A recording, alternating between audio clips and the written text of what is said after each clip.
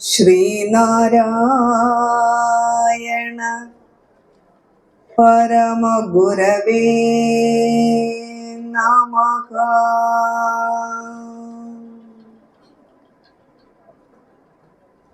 ന ഗുരോരധികം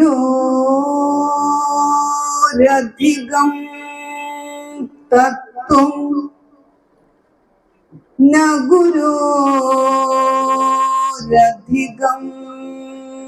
തവ തത്വജ്ഞാനാത് പരം നാസ്തി തസ്മൈ ശ്രീ ഗുരവേ നമഃ. നമോ ഭഗവതേ നിത്യശുദ്ധമുക്തമഹാത്മനേ നാരായണ യതീന്ദ്രായ തസ്മൈ ശ്രീ ഗുരവേ നമഃ. ജയിക്കുക മഹാദേവ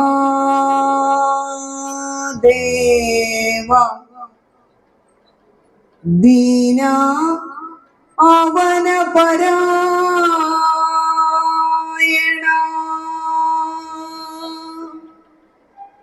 ജയിക്കുക ചിദാനന്ദ ദയാ സിന്ധോ ജയിക്കുക.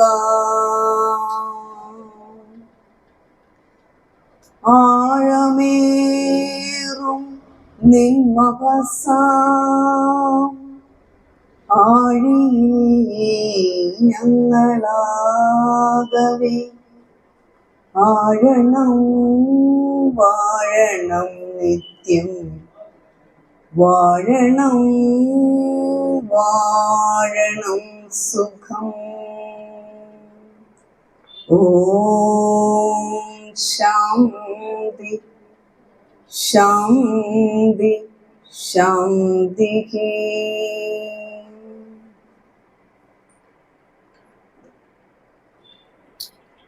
ഗുരുദേവ പാദങ്ങളിൽ പ്രണാമം. ഗുരു പരമ്പരയ്ക്ക് വന്ദനം.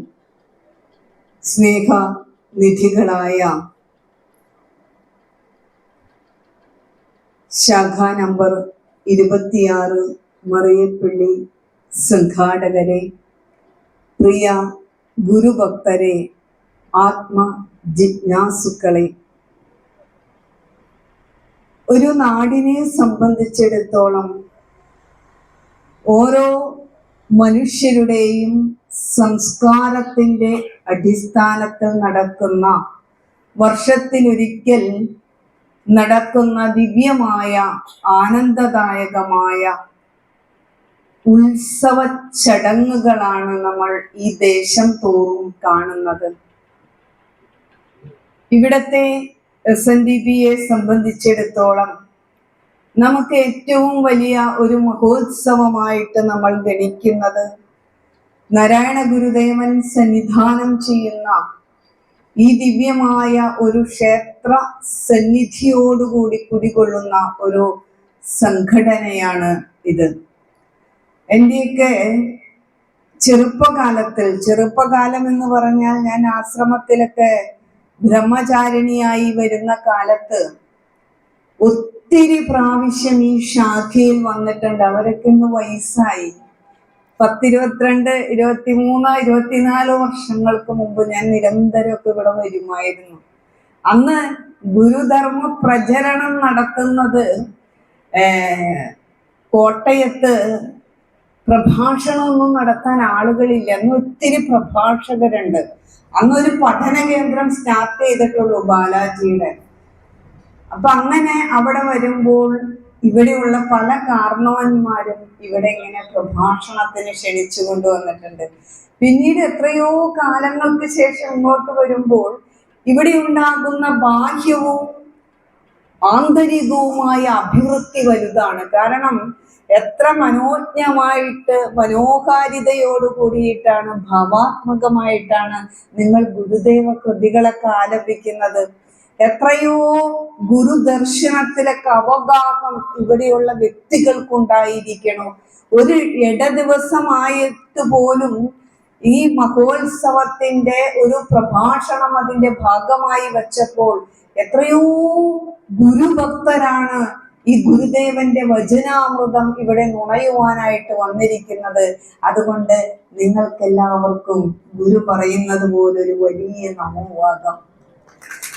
കാരണം നമ്മുടെയൊക്കെ ജീവിതത്തിൽ ഗുരു ഒരുപാട് സ്വാധീനിച്ചിട്ടുണ്ട് നമ്മളെ. അതുകൊണ്ടാണ് നമ്മൾ ഇവിടെയൊക്കെ ഇങ്ങനെ വന്നിരിക്കുന്നത്. ഓരോ വ്യക്തി എന്ന രീതിയിൽ പലവിധമായ മാനങ്ങളിലൂടെ ഗുരു നമുക്ക് കൃപാവർഷം ചൊരിഞ്ഞു തന്നിട്ടുണ്ട്. ചില ആളുകൾക്ക് തന്നിരിക്കുന്നത് ദുഃഖത്തിൽ നിന്നുള്ളൊരു നിവാരണമായിരിക്കും. ചില ആളുകൾക്ക് തന്നിരിക്കുന്നത് ജീവിതത്തിൽ നിരന്തരം വരുന്ന വിഘ്നങ്ങളിൽ നിന്നുള്ള ഒരു മാറ്റിവെക്കലായിരിക്കും. ചില മനുഷ്യരെ സംബന്ധിച്ചിടത്തോളം ദിശാബോധം നഷ്ടപ്പെട്ടു പോയിരിക്കുന്ന വ്യക്തികൾക്ക് ഒരു നേർക്കാഴ്ചയായിട്ട്, നേർവഴിയായിട്ട് ഗുരു നമ്മുടെ മുന്നിൽ പ്രത്യക്ഷപ്പെടുന്നുണ്ട്. ചില വ്യക്തികളെ സംബന്ധിച്ചിടത്തോളം എന്താണ് ഈശ്വരന്റെ മഹിമ, ഗുരുമഹിമ എന്താണെന്ന് തിരിച്ചറിയാതെ വെറുതെ സാധാരണ മറ്റ് ജീവികൾ ജീവിക്കുന്നത് പോലെ ഉണ്ടും ഉറങ്ങിയും മാത്രം ജീവിച്ചു പോയ ഒരു മനുഷ്യൻ ആണ് നമ്മൾ. വളരെ കുറച്ച് ആളുകളാണ് അതിൽ നിന്ന് വിവേകഭരിതമായി ചിന്തിച്ച് ജീവിതത്തെ സംസ്കാര സമ്പന്നമാക്കി ജീവിതത്തിന്റെ ലക്ഷ്യത്തെ മുൻനിർത്തി മുന്നോട്ട് പോകുന്നവരായിട്ടുള്ളൂ. അപ്പൊ അധികം ആളുകളും അങ്ങനെയാണ്, സാധാരണ ജീവിതം നയിക്കുന്നവരാണ്. ഗുരു പറയും ആത്മോപദേശ ശതകത്തില്, ഉണരണമിന്നി ഉറങ്ങണം ഭുജിച്ചിടണം അശനം പുണരേണമെന്നിവണ്ണം അണയും അനേക വികൽപ്പമാകയാൽ ആരുണരുവതുള്ളൊരു നിർവികാരരൂപം,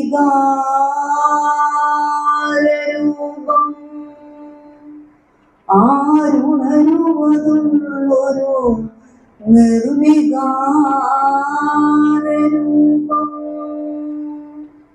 ഗുരു നമ്മളെ ക്ഷണിക്കുകയാണ്.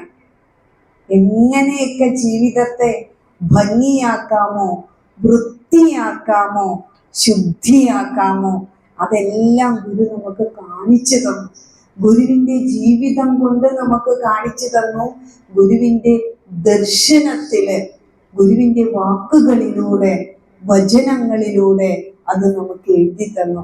അപ്പൊ നമ്മളോട് പറയാണ്, സാധാരണ മനുഷ്യരായി നമ്മൾ ജീവിക്കല്ലേ, കുറേയും കൂടി ഉയർന്ന കാഴ്ചയുള്ള, വെളിവുള്ള, വിവേകമുള്ള, തിരിച്ചറിവുള്ള, സഹകരണ ബുദ്ധിയുള്ള, നന്മയുള്ള മനുഷ്യരായി നിങ്ങൾ ജീവിക്കൂ. അതിനൊരു നല്ല പോംവഴി ഗുരു പറഞ്ഞു തരികയാണ്. നമ്മളെല്ലാം കർമ്മം ചെയ്യുന്നത്, അധ്വാനിക്കുന്നത് എല്ലാം നമ്മുടെ സുഖത്തിന് വേണ്ടിയിട്ടാണ്. ആ സുഖം തികച്ചും ഭൗതികമായ അടിസ്ഥാനത്തിലാണ് നമ്മൾ ഗണിക്കപ്പെടുന്നത്. നന്നായി ഭക്ഷണം കഴിക്കണം, നല്ല വസ്ത്രം ധരിക്കണം, നമുക്ക് ഇഷ്ടമുള്ളത് കേൾക്കണം, ഇഷ്ടമുള്ളത് രുചിക്കണം, ഇഷ്ടമുള്ള സ്പർശനങ്ങൾ നമ്മൾ അനുഭവിക്കണം. ഇത് സാധാരണ ജീവിതത്തിൽ ഒരു ഭോഗമാണ്. വെറും മനുഷ്യൻ ഉണ്ടും ഉറങ്ങിയും പുണർന്നും പണിയെടുത്തും ജീവിക്കുന്നത് അത് എല്ലാ ജീവികളും ചെയ്യുന്നതാണ്. അതിനപ്പുറത്ത് മനുഷ്യന്റെ ഉയർന്ന മാനം എന്താണ് എന്ന് ഗുരു നമുക്ക് കാണിച്ചു തരികയാണ്. ഗുരു പറയുകയാണ്, നമുക്ക് വേണ്ടത് നമ്മുടെ ഉള്ളിൽ കുറച്ച് നല്ല മൂല്യങ്ങളെ നിറയ്ക്കണം. നല്ല മൂല്യങ്ങൾ എന്താണ്? നല്ല മൂല്യങ്ങളുടെ ആകെ തുകയാണ് മനുഷ്യത്വം എന്ന് പറയുന്ന നല്ലൊരു ഭാവം. നല്ല മൂല്യങ്ങൾ വേണം, നല്ലവളായിരിക്കണം, നല്ലവനായിരിക്കണം എന്നൊക്കെ നമ്മൾ പറയുമ്പോൾ ആ വ്യക്തി സ്നേഹമുള്ള ഒരാളായിരിക്കണം, ആ വ്യക്തി അനുകമ്പയുള്ള ഒരാളായിരിക്കണം, ആ വ്യക്തി ഏറെക്കുറെ എല്ലാവരെയും സ്വീകരിക്കുന്ന, പരിഗണിക്കുന്ന ഒരു വ്യക്തിയായിരിക്കണം, നിതാന്ത പരിശ്രമശാലിയായിരിക്കണം, തൻ്റെ മുന്നിലേക്ക് വരുന്ന കർത്തവ്യ കർമ്മങ്ങളെ ഭംഗിയായി നിർവഹിച്ച് കടന്നു പോകുന്ന ഒരു വ്യക്തിയായിരിക്കണം. അങ്ങനെ ഒരു വ്യക്തിയായി നാം പരിണമിക്കണമെങ്കിൽ നമ്മുടെ കൈവശമുള്ള അറിവോ നമ്മുടെ കൈവശമുള്ള സമ്പത്തോ മാത്രം പോരാ. നല്ലൊരു ജീവിതം, നല്ലൊരു കാഴ്ചപ്പാട്, ജീവിതത്തിന് നല്ലൊരു നിഷ്ഠ, ഇത് നമുക്ക് ഉണ്ടാകണമെങ്കിൽ മഹാഗുരുക്കന്മാര്, നാരായണ ഗുരു വരെ എത്തി നിൽക്കുന്ന ഋഷി പരമ്പര എവിടെ എത്തി നിൽക്കുന്നു? നാരായണ ഗുരുവിൽ എത്തി നിൽക്കുന്ന ആ ഋഷി പരമ്പര വരെ പറഞ്ഞു തന്ന അമൃത വചനങ്ങളെ നമ്മൾ സ്വീകരിക്കുമ്പോഴാണ് നമ്മുടെ ജീവിതത്തിന്റെ സൗന്ദര്യവും നിറവും പ്രയോജനവും ലക്ഷ്യവും നമുക്ക് മനസ്സിലാക്കുവാനായിട്ട് സാധിക്കുകയുള്ളൂ. അങ്ങനെ വരുമ്പോൾ മാത്രമാണ് നമുക്ക് സ്വാധീനത്തിൽ വരുന്നത്, ഗുരു നമ്മളിലേക്ക് ഇറങ്ങി വരുന്നത്. നമ്മൾ ഒരു സ്റ്റെപ്പ് ഗുരുവിലേക്ക് എടുത്തു വെക്കുമ്പോൾ 5 സ്റ്റെപ്പ് ഗുരു നമ്മിലേക്ക് ഇറങ്ങി വരും. എങ്ങനെ? കൃപാവർഷമായിട്ടാണ് ഇറങ്ങി വരുന്നത്. നമ്മുടെ ജീവിതത്തിന് വ്യക്തമായൊരു ലക്ഷ്യമുണ്ട് എന്നാണ് ഗുരു ആദ്യം നമ്മളെ പഠിപ്പിച്ചു തരുന്നത്. സർവ അധ്യാത്മശാസ്ത്രങ്ങളും സനാതന ധർമ്മം മുഴുവൻ ഉദ്ഘോഷിക്കുന്നത് മനുഷ്യ ജീവിതത്തിന്റെ ലക്ഷ്യപ്രാപ്തിയെ പറ്റിയിട്ടാണ്. ഇത് തന്നെയാണ് നാരായണ ഗുരു നമുക്ക് പറഞ്ഞു തരുന്നത്. ആത്മോപദേശ ശതകത്തിൽ 100 ശ്ലോകങ്ങളിലുടനീളം മനുഷ്യ ജീവിതത്തിന്റെ ലക്ഷ്യ സാക്ഷാത്കാരത്തെ പറ്റി പറയുമ്പോൾ ലക്ഷ്യം മുന്നിൽ വെച്ചുകൊണ്ട് ജീവിതമാകുന്ന മാർഗം, പ്രയാണം, ഏതെല്ലാം വിവിധമാനമായ വൈവിധ്യമാനമായ മാർഗങ്ങളിലൂടെ നമ്മൾ സഞ്ചരിക്കുമ്പോഴും സുബധപാതയിലൂടെ സഞ്ചരിച്ച് അബദ്ധപാതകളിലൂടെ സഞ്ചരിക്കാതെ നമ്മുടെ ജീവിതത്തെ ശ്രേഷ്ഠമാക്കാൻ, ധന്യമാക്കാനാണ് ഗുരു നമ്മളെ പഠിപ്പിച്ചു തരുന്നത്. മനുഷ്യ ജീവിതത്തിന്റെ ലക്ഷ്യം എന്ന് പറയുന്നത് ഗുരു ഈശ്വര സാക്ഷാത്കാരം തന്നെയാണ്, ആത്മസാക്ഷാത്കാരം തന്നെയാണ്. അത് നമ്മിൽ നിന്ന് അന്യമാണോ? ഒരിക്കലും നമ്മിൽ നിന്ന് അന്യമല്ല. നമ്മളെ ജീവിപ്പിക്കുന്ന ഒരു ശക്തി, ഒരു ഉമ്മ, ഒരു സത്ത, അതിനെ ആത്മാവെന്ന് ഉപനിഷത്തും നാരായണ ഗുരുവൊക്കെ വിളിക്കും. കുറെ കൂടി നല്ല ഒരു ഗുരു ക്രാന്തദർശിയായ കവിയായതുകൊണ്ട് ഗുരുവിൻ്റെതായ തനത് ഭാഷയിൽ ഗുരു അതിനെ അറിവെന്ന് വിളിക്കും. നമ്മുടെ ഉള്ളിലിരുന്ന് പ്രജ്വലിക്കുന്ന അറിവാണ് സമസ്ത ചരാചരങ്ങളിലും നിറഞ്ഞു നിൽക്കുന്ന ഈശ്വരൻ എന്ന് ഗുരു നമ്മളെ കാണിച്ചു തരികയാണ്. അതുകൊണ്ടാണ് ഗുരു നമ്മൾക്ക് ഈശാവാസ്യം എന്ന ഉപനിഷത്ത്, വേദത്തിന്റെ സാരസത്തയായിരിക്കുന്ന ഉപനിഷത്തുക്കളിൽ പ്രധാനപ്പെട്ട ഈശാവാസ്യ ഉപനിഷത്ത് നമുക്ക് മലയാളത്തിലേക്ക് തർജ്ജമ ചെയ്തു തന്നത്. ഉപനിഷത്തിന്റെ വിപുലീകരണം മാത്രമാണ് ഈ ലോകത്തുള്ളൂ, വേറെ ഒന്നുമില്ല. ആ അറിവിനെ അനുഭവിച്ച മഹാഋഷി നമുക്ക് കൂടുതൽ ഭംഗിയായി മനുഷ്യ ജീവിതത്തിന് ഇണങ്ങുന്ന രീതിയിൽ നമ്മുടെ പ്രായോഗികമായ തലങ്ങളിലേക്ക് ഈ അറിവിനെ ചേർത്ത് വെച്ച് തരിക മാത്രമാണ് ഗുരു ചെയ്തത്. അപ്പൊ ഗുരു നമ്മളോട് പറഞ്ഞു തരികയാണ്, എന്താണ്? ഈശാവാസ്യമിതം സർവം, ഈ ലോകം മുഴുവൻ ഈശ്വരനാൽ ആവൃതമായിരിക്കുന്നു, മൂടപ്പെട്ടിരിക്കുന്നു, നിറഞ്ഞിരിക്കുന്നു. അതുകൊണ്ട് എന്നിലും നിന്നിലും നിറഞ്ഞിരിക്കുന്ന സത്യം ഒന്നാണെന്ന് തിരിച്ചറിയുമ്പോൾ ജീവിതത്തോട് അഭിരമനമില്ല, നമുക്ക് ജീവിതത്തോട് അമിതമായ ആസക്തികളില്ല, കൂടുതലായിട്ടൊന്നും നമുക്ക് ചേർത്ത് വെക്കാനില്ല, സമൂഹത്തു നിന്ന് ഒന്നും നമുക്ക് പ്രത്യേകമായിട്ട് നേടേണ്ടതായിട്ടില്ല. മറിച്ച് എന്താണോ ഈശ്വരന്റെ ഇച്ഛ, അതനുസരിച്ച് എന്റെ ജീവിതത്തെ ഞാൻ ഈശ്വരന്, ഗുരുവിന് വിട്ടുകൊടുക്കുക. ഗുരുവിന് വിട്ടുകൊടുക്കുമ്പോൾ പിന്നെ വെറുതെ ഇരുന്നാ മതിയോ? പോരാ. എന്താണോ ഈശ്വരന്റെ കൽപ്പന, കൽപ്പിച്ച പോലെ വരും എന്ന് നിലച്ചു കണ്ടിട്ട് അർപ്പിച്ചിടുന്നു അടിയനൊക്കെയും അങ്ങു ശംഭോ. ഈശ്വരന്റെ ഇച്ഛയ്ക്ക് നമ്മളെ വിട്ടുകൊടുക്കണം. കാരണം ഈ മഹാശക്തിയുടെ ഒരംശമാണ് നമ്മിലേക്ക് ചൊരിഞ്ഞു തരുന്നത്. അതുകൊണ്ടാണ് നാം ശക്തനും ശക്തിയുള്ളവളുമായിരിക്കുന്നത്. ആ ശക്തി ഉപയോഗിച്ചിട്ടാണ് നമ്മുടെ ജീവിതത്തെ നാം കരുപ്പിടിപ്പിച്ചെടുക്കുന്നത്. അവിടെ നമ്മൾ അഹങ്കരിക്കാൻ പാടില്ല. പുറമെ പലതും നമുക്ക് വന്നു ചേരും, പലതും നമുക്ക് ചാർത്തപ്പെടും. പദവികൾ, അംഗീകാരങ്ങൾ, സമ്പത്ത്, വിദ്യാഭ്യാസം, നല്ല ജോലി എല്ലാം നമുക്ക് വന്നു ചേരുമ്പോഴും തിരിച്ചറിയുക, ഇത് ഈശ്വരൻ നമുക്ക് തന്നിരിക്കുന്ന ഭിക്ഷയാണ് നമ്മുടെ ജീവിതം. ഈശ്വരന്റെ ദാനമാണ് നമ്മുടെ ജീവിതം. അത് കൃതജ്ഞതാ നിർഭരതയോട് കൂടിയിട്ട് വളരെ നന്ദിയോടുകൂടി ഏറ്റുവാങ്ങിക്കൊണ്ട് ലാളിത്യമാനസരായി നമുക്ക് ജീവിക്കുവാൻ കഴിയണമെങ്കിൽ ഗുരുദർശനത്തെ ശരണം വിളിക്കാതെ വയ്യ. ഇത് നമ്മൾ തിരിച്ചറിയുമ്പോൾ നമുക്ക് ഈ പരസ്പര വിദ്വേഷങ്ങൾ നമ്മുടെ ഉള്ളിൽ നിന്ന് പോകും. നമ്മൾ ആദ്യം ചെയ്യേണ്ടത് എന്തിന് ഗുരുദേവ കൃതി പഠിക്കുന്നു എന്ന് ചോദിച്ചാൽ ആദ്യം നമ്മുടെ ലക്ഷ്യം ആത്മസാക്ഷാത്കാരമാണ്. നമ്മുടെ ഉള്ളിലിരിക്കുന്ന ഈശ്വരൻ തന്നെയാണ്, ഈശ്വരനിലാണ് നാം ഇരിക്കുന്നത്. വ്യവഹരിക്കാൻ വേണ്ടി അങ്ങനെ പറയുന്നു. സമസ്തതയിലും നിറഞ്ഞു നിൽക്കുന്നു എന്നറിയുമ്പോൾ നമുക്ക് ആരാണ് നമ്മിൽ നിന്ന് അന്യമായിരിക്കുന്നത്? എന്തിനെയാണ് നമ്മുടെ ജീവിതത്തിൽ നിന്ന് മാറ്റിവെക്കാനുള്ളത്? എല്ലാം നമ്മുടെ തന്നെ അംശമായിരിക്കുന്നു. ആ സത്യത്തെ അനുഭവിച്ച് അറിയുകയാണ് ജീവിത ലക്ഷ്യമായി വരുമ്പോൾ നമ്മുടെ ഉള്ളിൽ നിന്ന് അസത് വാസനകള്, ആവശ്യമില്ലാത്തത് നമ്മുടെ ഉള്ളിൽ നിന്ന് പോകും. പോയിട്ടോ നല്ല വാസനകൾ നമ്മുടെ ഉള്ളിൽ വന്ന് നിറയും. നല്ല വാസനയിൽ നിന്നാണ് നല്ല സ്വഭാവങ്ങൾ രൂപീകരിക്കപ്പെടുന്നത്, നല്ല സംസ്കാരങ്ങൾ നമുക്കുണ്ടാകുന്നത്, ശുഭോദർക്കമായ ചിന്തകൾ നമുക്കുണ്ടാകുന്നത്, നല്ല കാര്യങ്ങൾ പറയുവാനും ചിന്തിക്കുവാനും പങ്കുവെക്കുവാനും കഴിയുന്നത്.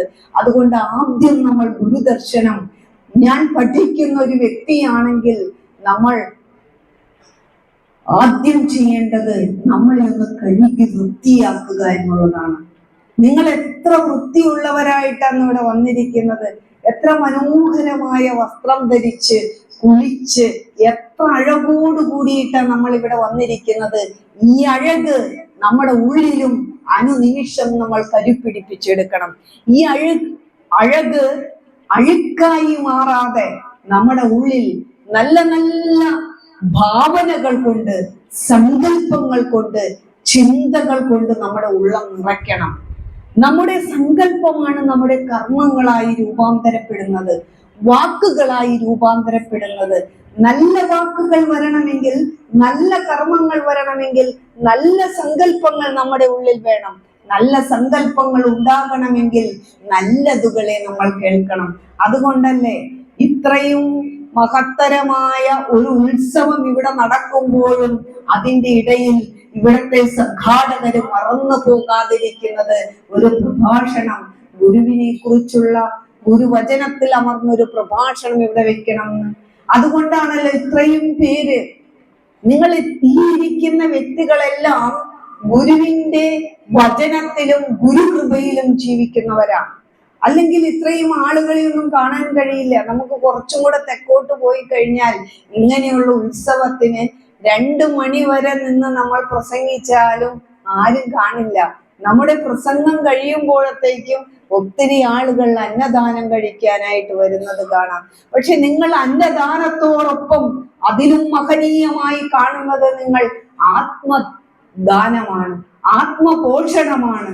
അന്നം നമുക്ക് ശരീരത്തിന് പോഷണം നൽകുന്നതോടൊപ്പം നമ്മുടെ മനസ്സിനും ബുദ്ധിക്കും വേദയ്ക്കും ഹൃദയത്തിനും പോഷണം നൽകുവാനായിട്ട് ഗുരുക്കന്മാരുടെ അമൃത വചനങ്ങൾ നമുക്ക് അനിവാര്യമാണ്. ഒരിക്കൽ നാരായണ ഗുരുദേവൻ ഒരു പ്രഭാഷണത്തിനായിട്ട് അന്നത്തെ ഒരു ഭക്തര് വിളിച്ചപ്പോൾ ഗുരു ആശാനെയാണ് കൂടെ കൊണ്ടുപോയത്. എന്നിട്ട് ആശാനോട് പറഞ്ഞു, പാവപ്പെട്ട ആളുകളാണ്, അവര് സാധാരണക്കാരാണ്, അതുകൊണ്ട് അവരോട് എന്തിനെ പറ്റി പറയണം? വയറിനെ പറ്റി പറയണം, ഹൃദയത്തെ പറ്റി പറയണം, തലയെ പറ്റി പറയണം. അങ്ങനെ പറഞ്ഞാൽ എന്താ? ഗുരു വെറും ആധ്യാത്മികമായിരിക്കുന്ന തലങ്ങളിൽ മാത്രം നിങ്ങൾ നിറഞ്ഞിരുന്ന് അതിൽ അമർന്നിരിക്കാനല്ല പഠിപ്പിച്ചത്. ഇവിടെയൊക്കെ പലരും പദയാത്രയ്ക്ക് പോയി, വലിയൊരു മഹത്തായ തീർത്ഥാടനം നടന്നു. എത്ര ദിവസങ്ങളായി ഓരോ വിഷയങ്ങളെ സംബന്ധിച്ച് ഗുരു പറഞ്ഞു തന്ന മഹാപ്രഭാഷണങ്ങള്. എന്താണ് തീർത്ഥാടനത്തിന്റെ ലക്ഷ്യം? ആ ലക്ഷ്യങ്ങൾ എന്താണ്? വിദ്യാഭ്യാസത്തെ കുറിച്ച്, ഈശ്വര ചിന്തയെ കുറിച്ച്, വ്യവസായത്തെ കുറിച്ച് എല്ലാം അവിടെ നടക്കുന്നു. ഇതെന്തിനാണ് ഇതൊക്കെ ഗുരു പറഞ്ഞത്? നമ്മുടെ കർമ്മം രണ്ട് തരത്തിലുണ്ട്. ആദ്യം നമ്മൾ കർമ്മം ചെയ്യണം. ആ കർമ്മം നമുക്ക് എത്രത്തോളം ഉയരാൻ കഴിയും അത്രത്തോളം നമ്മൾ ഉയരണം. കർമ്മരംഗങ്ങളില് നന്നായി പണിയെടുത്താൽ, നന്നായി അധ്വാനിച്ചാൽ, അഹങ്കാരമില്ലാതെ സ്വാർത്ഥതയില്ലാതെ കർമ്മം ചെയ്തു കഴിഞ്ഞാൽ ഈശ്വരന്റെ ഗുരുവിന്റെ കൃപ നമുക്കുണ്ടാകും. പരിശ്രമശാലികൾക്ക് സമ്പത്ത് വരും. അത് ഒരു ദിവസം കൊണ്ടല്ല, രാപ്പകലില്ലാത്ത പ്രയത്നം നടത്തി. നിങ്ങൾ തന്നെ ശ്രദ്ധിച്ചു നോക്കൂ, ഗുരുദേവ കൃതികൾ ആദ്യമായി പഠിക്കുന്ന ഒരാൾക്ക് എത്ര ബുദ്ധിമുട്ടായിരിക്കും. അവര് ചൊല്ലൂല. ഇതൊക്കെ ആർക്ക് പറ്റും, ആർക്ക് സാധിക്കും, എവിടെ നേരം എന്നൊക്കെ തോന്നും. ഒരു 5 കൃതിയൊക്കെ നിങ്ങൾ പഠിച്ചു കഴിയുമ്പോൾ നിങ്ങൾക്കതൊരു ലഹരിയായി മാറും. പിന്നെ ആരുടെ സഹായമില്ലെങ്കിൽ നിങ്ങൾക്ക് സ്വയമേ പഠിക്കാൻ സാധിക്കും. ഒരുപാട് ഉപാധികളുണ്ട്. ഗുരുദർശനത്തിൽ മാത്രം നിൽക്കൂ ഇല്ല. നിങ്ങൾ ശങ്കരകൃതികൾ പഠിക്കും, ഭഗവത്ഗീത പഠിക്കും, ഉപനിഷത്ത് പഠിക്കും, വേദാന്ത കൃതികൾ പഠിക്കും, ഭാഗവതം വായിക്കും. ഇതൊക്കെ നിങ്ങൾ പഠിച്ചെടുക്കുന്നത് അനായാസേനയാണ്.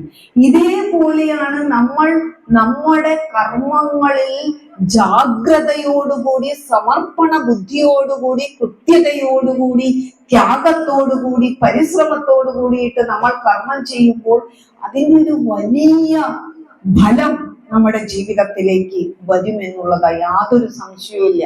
അപ്പൊ അതുകൊണ്ട് മടി ജീവിതത്തിൽ പാടില്ല. ഇവിടെ ഒരു 250ഓളം പേരിരിക്കുന്നുണ്ട്. ഈ 250ഓളം വ്യക്തികളുടെ കർമ്മരംഗങ്ങൾ വ്യത്യസ്തമാണ്. പലവിധമായ കർമ്മരംഗങ്ങളിലൂടെ നിങ്ങൾ കടന്നു പോകുന്നതാ. നിങ്ങളിൽ നിക്ഷിപ്തമായിരിക്കുന്ന കർമ്മങ്ങൾ എന്താണോ അത് നിങ്ങൾ കഴിയുന്നതും ആത്മാർത്ഥമായിട്ടും ഗുരുവിൽ സമർപ്പിതമായിട്ടും ഭംഗിയായിട്ട് അനുഷ്ഠിക്കുക. ബാക്കിയെല്ലാം അതിന്റെ ഒപ്പം വരും. അങ്ങനെ സ്വാർത്ഥതയില്ലാതെ നിസ്വാർത്ഥമായിട്ട് കൃത്യതയോടുകൂടി, നിഷ്ഠയോടുകൂടി നിങ്ങൾക്ക് കർമ്മം ചെയ്യാൻ കഴിയണമെങ്കിൽ ഗുരുവിനെ ശരണം ഗമിക്കണം. ഗുരുദേവൻ പറഞ്ഞു തന്നിരിക്കുന്ന ഓരോ വാക്കുകളും നമ്മൾ അനുസന്ധാനം ചെയ്യണം. ജാഗ്രത വേണം. ബുദ്ധി തന്നിരിക്കുന്നത് വിവേകത്തോടുകൂടി, വിവേകഭരിതമായി പെരുമാറാനാണ്. സർവകാര്യങ്ങളിലും വിവേകമുണ്ടെങ്കിൽ ഒരിടത്തും നാം കാലിടറി വീഴില്ല, ഒരിടത്തും നാം പരാജയപ്പെട്ടു പോവില്ല. വിവേകം ബുദ്ധി കൊണ്ടാണ് നമ്മൾ മനസ്സിലാക്കിയെടുക്കുന്നത്. ഇനി നമുക്ക് വയറ് പണിയെടുത്താലാണ് നമുക്ക് അന്നം കഴിക്കാൻ പറ്റുള്ളൂ. ഇതൊക്കെ ഒത്തിരി ആളുകളെ നമുക്ക് കാണാം. അതിസമ്പന്നരായ മനുഷ്യർ, ഒരുപാട് സമ്പത്ത് വരുന്നു. ഈ സമ്പത്ത് എന്ത് ചെയ്യണം? ടൂറടിക്കുന്നു, യാത്ര ചെയ്യുന്നു, ഓരോരോ ഹോട്ടലുകൾ എടുക്കുന്നു. ഇവിടെ വന്നാൽ മൂന്നാറ്, ഇടുക്കി, എവിടെ കുമരകം, എവിടെയൊക്കെ ഓടി നടക്കുന്നു. ഒരു വീട് പോരാ, 2 വീട് പോരാ, 10 വീട് പോരാ, ഇതൊക്കെ പണിയുന്നു. നല്ല വണ്ടിയാണെങ്കിൽ അത് വാങ്ങി അടുത്ത വണ്ടി മേടിക്കുന്നു. ഇതല്ലാതെ ഇവർക്ക് എന്താ ചെയ്യാനുള്ളത്? എന്നാ ഗുരുവിൽ മനസ്സർപ്പിച്ച ഒരു ഭക്തൻ, ഒരു വ്യക്തിയാണെങ്കിലോ എത്ര സമ്പത്ത് അവന് വന്നാലും സമുദ്രത്തിലേക്ക് 4 പാട് നിന്ന്, നദികളിൽ നിന്ന് കര കവിഞ്ഞ് വെള്ളമെത്തിയാലും സമുദ്രം കര കവിയാത്തതുപോലെ എത്ര സമ്പത്ത് നമ്മുടെ ജീവിതത്തിലേക്ക് വന്നാലും മിതവ്യയം ചെയ്ത് കൊടുക്കേണ്ടിടത്ത് കൊടുത്ത് ദാനധർമാദികൾ അതാത് ദേശങ്ങളിൽ അർപ്പിച്ച് ബാക്കിയുള്ളത് മാറ്റിവെച്ച് നല്ലൊരു പ്രസ്ഥാനം തുടങ്ങി ആ പ്രസ്ഥാനത്തിൽ നമ്മുടെ ദേശത്തുള്ള 10 പേർക്ക് ജോലി കൊടുത്ത് നമുക്ക് നല്ലൊരു മാതൃകയാക്കി മാറ്റാം. പക്ഷെ ഇന്ന് അങ്ങനെയല്ല സംഭവിക്കുന്നത്. ഇങ്ങനെ ഈ മനുഷ്യരും ഓടി നടക്കുന്നത് കൊണ്ട് മക്കൾക്ക് വേറെ എന്താ ചെയ്യാനുള്ളത്? ലോക രുചി മാത്രം നമ്മുടെ കുട്ടികൾക്കൊക്കെ അറിയുള്ളൂ. കുറച്ച് സമ്പത്തൊക്കെ ഉണ്ടെങ്കിൽ പഠിക്കില്ല, അവരുടെ ബുദ്ധി ഉപയോഗിക്കില്ല, അവർ ക്രിയാത്മകമാവില്ല. ഒരു 95% കുട്ടികളും. ബാക്കി ഇതെല്ലാം അവിടെ ഉണ്ടല്ലോ, ശേഷിപ്പ്. ആ ശേഷിപ്പ് ഭുജിച്ച് തീർക്കുക, എങ്ങനെയെങ്കിലുമൊക്കെ ജീവിതം തീർത്ത് കളയുക. അങ്ങനെയല്ല ഗുരു നമ്മളെ പഠിപ്പിച്ചിരുന്നത്. ജീവിതം എങ്ങനെയെങ്കിലും തീർത്ത് കളയാനുള്ളതല്ല, ജീവിതം ഭംഗിയായിട്ട് ജീവിക്കുവാനുള്ളതാണ്. അതുകൊണ്ട് നമ്മുടെ ജീവിതത്തിൽ കർമ്മത്തിന് വളരെയേറെ പ്രാധാന്യമുണ്ട്. നമ്മൾ കർമ്മങ്ങൾ ചെയ്യണം. നമ്മുടെ മുന്നിലേക്ക് വരുന്ന ഓരോ കർമ്മത്തെയും കർത്തവ്യ കർമ്മങ്ങളായി നമ്മൾ കാണണം. ആ കർമ്മങ്ങളിലൂടെ നമുക്ക് എത്തിപ്പിടിക്കുവാൻ പറ്റുന്ന ഒരു 10-60 വയസ്സ് വരെ നമുക്ക് ഓടി നടന്ന് ചേർത്ത് വെക്കാൻ പറ്റുള്ളൂ. 60 വയസ്സ് കഴിഞ്ഞാൽ പിന്നെ ചേർത്തൊന്നും നമുക്ക് വെക്കാൻ പറ്റില്ല.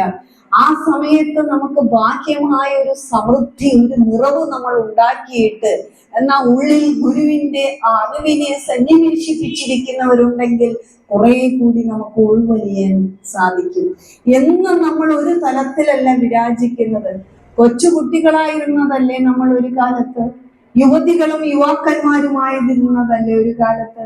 പിന്നീട് നമ്മൾ വിവാഹ ജീവിതത്തിലേക്ക് വന്ന് നമ്മൾ ഭാര്യ ഭർത്തൃബന്ധം, ദാമ്പത്യ ജീവിതം ജീവിച്ച് ഗൃഹസ്ഥനുമായി മാറിയ കാലമില്ലേ?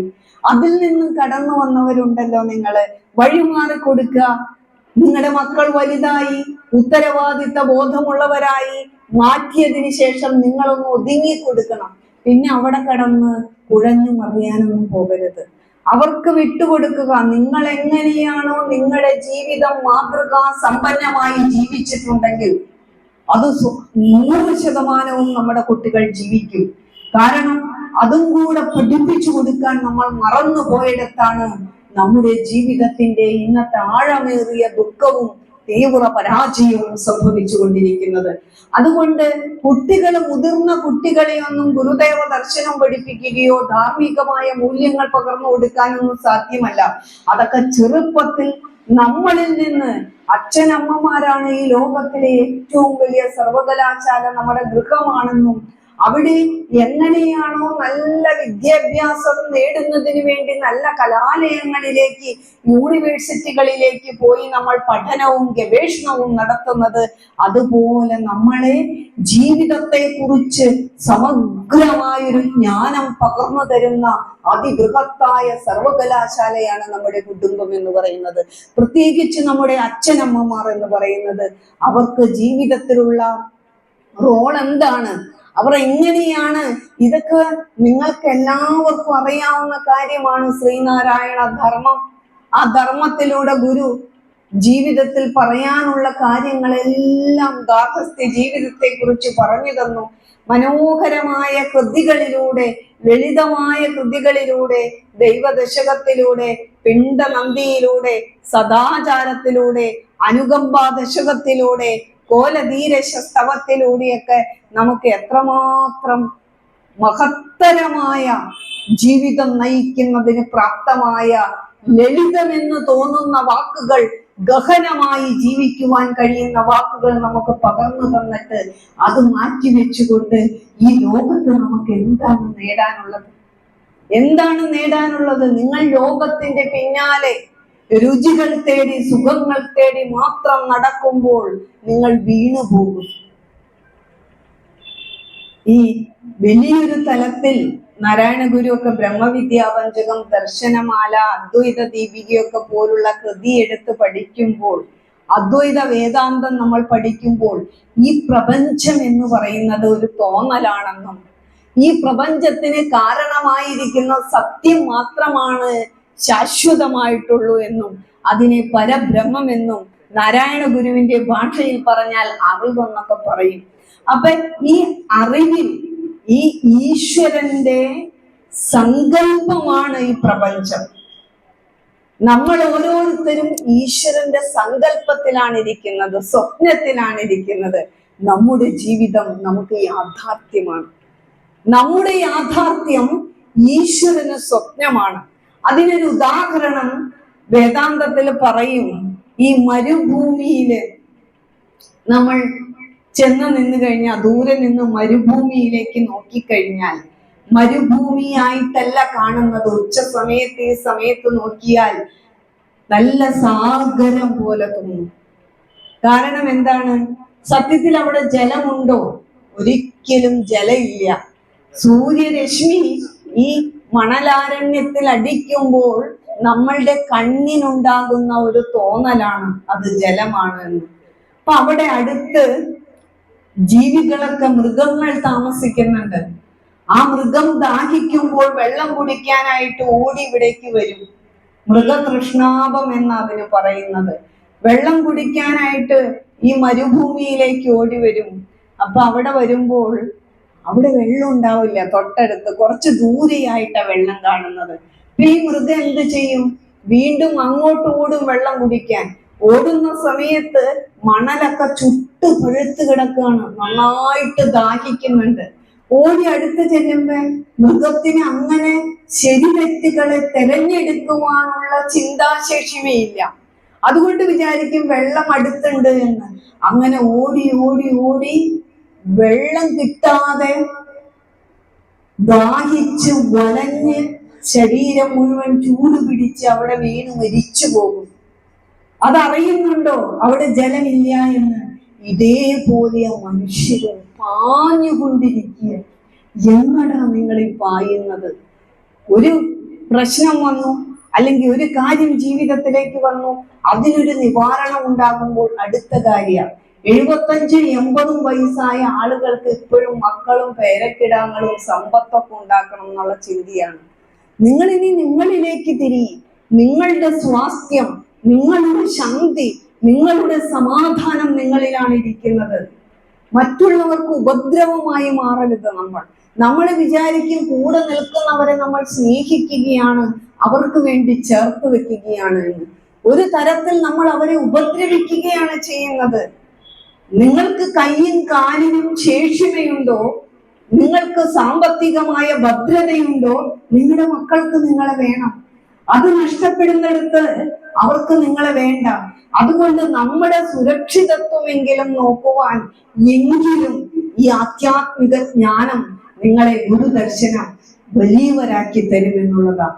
അതുകൊണ്ട് ജീവിതത്തിന്റെ അന്ത്യയാമത്തിലേക്ക് എത്തി നിൽക്കുമ്പോൾ, സായന്തനത്തിലേക്ക് നമ്മൾ കടക്കുമ്പോൾ നമ്മൾ തിരിച്ചറിയണം, ഈ ശരീരവും നമുക്ക് ചേർത്ത് വെച്ച് തന്നതെല്ലാം നമുക്ക് ഈ ജന്മം കൊണ്ട് അനുഭവിച്ചു തീർക്കാൻ കഴിയില്ല.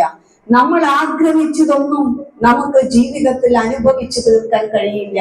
ഈ നശ്വരമായിരിക്കുന്ന, എപ്പോ വേണമെങ്കിലും നഷ്ടപ്പെട്ടു പോകുന്ന ഒരു നീർക്കുമിളയുടെ ആയുസ് ഈ ശരീരത്തിനുള്ളൂ എന്ന് നിങ്ങൾ ഗദ്യപ്രാർത്ഥന എന്നും ചൊല്ലുമ്പോൾ ചൊല്ലാറില്ലേ? അതുകൊണ്ട് ആ ആയുസ് മാത്രമേ ശരീരത്തിനുള്ളൂ എന്ന് തിരിച്ചറിഞ്ഞുകൊണ്ട് നിത്യമായി നിലനിൽക്കുന്ന ഒരു സത്യത്തിലാണ് ഞാൻ സംവിധാനം ചെയ്യുന്നത് എന്ന് തിരിച്ചറിഞ്ഞുകൊണ്ട് ആത്മബോധത്തിലേക്ക് നമ്മുടെ മനസ്സ് ചേർത്ത് വെക്കണം. അപ്പോഴാണ് നമുക്ക് പാടാൻ കഴിയുന്നത്. ദൈവമേ നിനയ്ക്ക നീയു ഞാനും ഒന്ന് തന്നെ എന്ന് കൈവരുന്നതിന് അടിയനില്ല കാക്ഷിതം. ശൈവമൊന്നൊഴിഞ്ഞു മറ്റുമുള്ളതൊക്കെ അങ്ങുമിങ്ങുമായി വലഞ്ഞുഴന്നിടുന്ന വഴിയതും നിനക്കിൽ നീ. ഇതൊക്കെ ഇങ്ങനെ ചൊല്ലിക്കൊണ്ട് നടക്കണം. നമ്മൾ ചൊല്ലുന്നതും നമ്മൾ കേൾക്കുന്നതും നാം ചിന്തിക്കുന്നതുമാണ് നാം ആയിരിക്കുന്നത്, നമ്മുടെ ജീവിതമായിരിക്കുന്നത്. ദൈവമേ നിനയ്ക്ക നീയും ഞാനും ഒന്നു തന്നെ എന്ന് ഇതാവണം ഒരു ഘട്ടം കഴിഞ്ഞ പ്രാർത്ഥന. അതല്ലാതെ മുടി നരച്ചു പോയല്ലോ, മക്കൾ എന്നെ നോക്കുന്നില്ലല്ലോ, എൻ്റെ ബാങ്ക് ബാലൻസിലാണല്ലോ മക്കളുടെയൊക്കെ കണ്ണ്, എനിക്ക് കൈയും കാലും ഒക്കെ വയ്യാതെയായി. 75-70 വയസ്സായവര് പറയാണ് നമുക്ക് 19 വയസ്സായിട്ട് ശരീരമൊക്കെ വയ്യാതെയായി. ഇത്രയും കാലമൊക്കെ കൊണ്ടു നടന്നില്ലേ ഈശ്വരൻ. എന്തിനും അതിന് ഉയർച്ചയുണ്ട്, അതേപോലെ തന്നെ താഴ്ചയുമുണ്ട് എന്ന് നമ്മൾ തിരിച്ചറിയണം. മനുഷ്യ ശരീരം എന്ന് പറയുന്നത് ഒരു പരിണാമ ദിശയിലൂടെ കടന്നു പോകുന്നതാണ്. ജാതസ്യ ഹി ധ്രുവോ മൃത്യുർ ധ്രുവം ജന്മമൃതസ്യ ച തസ്മാദപരിഹാരർത്ഥേ നത്വം ശോചിതുമർഹസി. ഭഗവത്ഗീതയിൽ ഭഗവാൻ കൃഷ്ണൻ പറയും, ജനിച്ചാൽ മരണം ഉറപ്പാണ്, ശരീരം മരിച്ചു കഴിഞ്ഞാൽ ജനനം ഉറപ്പാണ്. അതുകൊണ്ട് നമുക്കത് പരിഹരിക്കാൻ പറ്റില്ല. ബാല്യം എന്നും ബാല്യത്തിലിരിക്കാൻ പറ്റുമോ? എന്നും കൗമാരത്തിലിരിക്കാൻ പറ്റുമോ? എന്നും യുവത്വത്തിലിരിക്കാൻ പറ്റുമോ? എന്നും മധ്യവയസ്കനായിരിക്കാൻ കഴിയോ? ഇല്ല. ആ പരിണാമ ദിശയിലൂടെ നമ്മൾ കടന്നു പോയേ പറ്റൂ. പലതും നമ്മളുടെ ഉള്ളിൽ നിന്ന് വിട്ടുപോകും. വിട്ടുപോകുന്നതിനെ കളയണം. വിട്ടുപോകുമ്പോൾ പലതും നമ്മിലേക്ക് വരും. അതിനെ നമ്മൾ സ്വീകരിക്കണം. ഇപ്പൊ സാറോട് ഇരിക്കുന്നില്ലേ, എത്ര മനോഹരമാണ് സാറിന്റെ മുടി. ഇപ്പൊ സാറിന്റെ പ്രായമുള്ള പലരും ഒന്നും ഇങ്ങനെ മുടി കാണുക എന്ന് പറയുന്നത് വളരെ അപൂർവമാണ്. നമുക്ക് സ്വീകരിക്കാൻ കഴിയുന്നില്ല. ഒരു ജരയെ പോലും നമ്മുടെ മുന്നിലേക്ക് വരുമ്പോ നമുക്ക് സ്വീകരിക്കാൻ കഴിയുന്നില്ല എന്നുള്ളതാണ്. അപ്പൊ അതുകൊണ്ട് നമ്മൾ തിരിച്ചറിയേണ്ട ഒരു കാര്യമുണ്ട്, ഇത് നമുക്ക് പരിഹരിക്കാൻ പറ്റുന്ന കാര്യങ്ങളല്ല ജീവിതത്തിൽ. അത് വരും, പോകും, നശിച്ചു പോകും. പക്ഷെ നശിച്ചു പോകുന്നതിന് മുമ്പ് ശരീരത്തിൽ ഇരുന്നു കൊണ്ട് തന്നെ നമ്മുടെ ജീവിതത്തെ ഏത് വിധത്തിലൊക്കെ ഉയർത്തി ശ്രേഷ്ഠമാക്കാമോ ആ തലത്തിലേക്ക് നമുക്ക് വളർത്തിയെടുക്കാൻ കഴിയണം.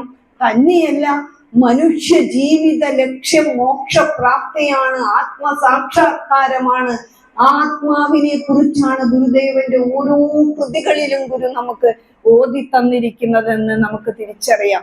അതുകൊണ്ടാണ് ഞാനും നീയും, ഗുരു ഈശ്വരനെ വിളിക്കാണ്, ഞാനും നീയും ദൈവമേ നിനയ്ക്ക, നീയും ഞാനും ഒന്നു തന്നെ.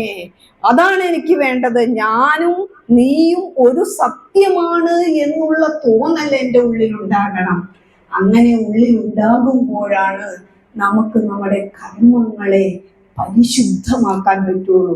സ്വാർത്ഥമായ നമ്മുടെ കർമ്മങ്ങളിൽ എപ്പോഴും എന്തുണ്ട്? ഒട്ടൽ കൂടുതൽ അറ്റാച്ച്മെന്റ്. ഈ പശ ഒരുപാട് വരുമ്പോഴാണ് ജീവിതത്തിൽ എല്ലാ പ്രശ്നങ്ങളും ഉണ്ടാകുന്നത്. ഒട്ടൽ കുറയ്ക്കണം.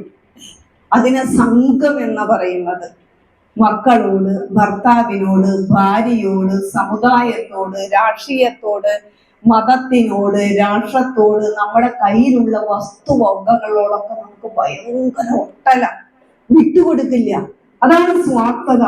നമ്മൾ പയ്യെ വിട്ടുകൊടുക്കണം. മനസ്സുകൊണ്ട് വിട്ടുകൊടുത്തിട്ട് പുറമേ ചേർത്ത് വെക്കണം. ഇതെന്റെ ഭർത്താവ്, ഇതെന്റെ കുഞ്ഞ്. പുറമേ നമ്മൾ ചേർത്ത് പിടിക്കണം, അവരെ സ്നേഹിക്കണം, അവരെ പരിഗണിക്കണം. പക്ഷെ അകമേ ഒരു തരത്തിലുള്ള അറ്റാച്ച്മെന്റും പാടില്ല. അതുകൊണ്ടാണ് ഗുരു പറയുന്നത്, നമുക്ക് ഈശാവാസ്യ ഉപനിഷത്ത് എഴുതി തന്നപ്പോൾ രണ്ടാമത്തെ മന്ത്രം പറയുന്നത് എന്താ? അല്ലെങ്കിലന്ത്യം വരെയും കർമ്മം ചെയ്തിന്ന സങ്കരായി ഇരിക്കുക, ഇതല്ലാതില്ല മരനു ചെയ്തിടാൻ. അസംഗനായിട്ട്, സ്വാർത്ഥതയില്ലാതെ, കർമ്മഫല കാംക്ഷയില്ലാതെ മരണം വരെ മുന്നിലേക്ക് വരുന്ന കർമ്മങ്ങൾ നിർവഹിച്ച് കടന്നു പോവുക. അങ്ങനെയുള്ള വ്യക്തികൾ ഈ സമൂഹത്തിൽ, ഈ പ്രപഞ്ചത്തിൽ ഉണ്ടായിട്ടുണ്ടോ? അവരെ ലോകം അറിഞ്ഞിട്ടുണ്ട്. സ്വാർത്ഥപരമായിട്ട് എന്ത് നേടിയാലും, എന്ത് ചേർത്ത് വെച്ചാലും, എന്തനുഭവിച്ചാലും അവരെയൊന്നും ലോകം അറിഞ്ഞിട്ടില്ല എന്നുള്ള വലിയൊരു തിരിച്ചറിവിലേക്ക് നാം പോകേണ്ടതായിട്ടുണ്ട്. അതുകൊണ്ട് ഗുരു നമുക്ക് പറഞ്ഞു തരികയാണ്, എന്ത്? ഒരു പ്രത്യേക ഘട്ടം എത്തുമ്പോൾ നിങ്ങൾ ഈശോവാസി ഉപനിഷത്തൊക്കെ എന്നും ചൊല്ലണോട്ടോ. അതിൻ്റെയൊക്കെ അവസാന ഭാഗത്ത് ഗുരുദേവൻ നമ്മളോട് പറഞ്ഞു തരുന്നുണ്ട്. എന്താണ്? ഈശ്വര, ഇനി എനിക്ക് വേണ്ടത് വിഷയസുഖങ്ങളിൽ നിന്നുള്ള തൃപ്തി ഇത്രയുള്ളൂ എന്ന് മനസ്സിലായി. ഇതിലും അപ്പുറത്ത് ശാശ്വതമായ ഒരു തൃപ്തി, പരമാനന്ദ പ്രാപ്തി കിട്ടുന്ന ഒരു അനുഭവ അവസ്ഥയിലേക്ക് നമുക്ക് കടന്നു നീങ്ങാമെന്ന് നാരായണ ഗുരു പറഞ്ഞല്ലോ. അതിലേക്ക് ഞാനൊന്ന് പതുക്കെ പതുക്കെ പ്രയാണം ചെയ്യട്ടെ. അങ്ങനെ പ്രയാണം ചെയ്യുമ്പോഴാണ് നമ്മുടെ കർമ്മത്തിൽ നമുക്ക് ജാഗ്രത വരുന്നത്.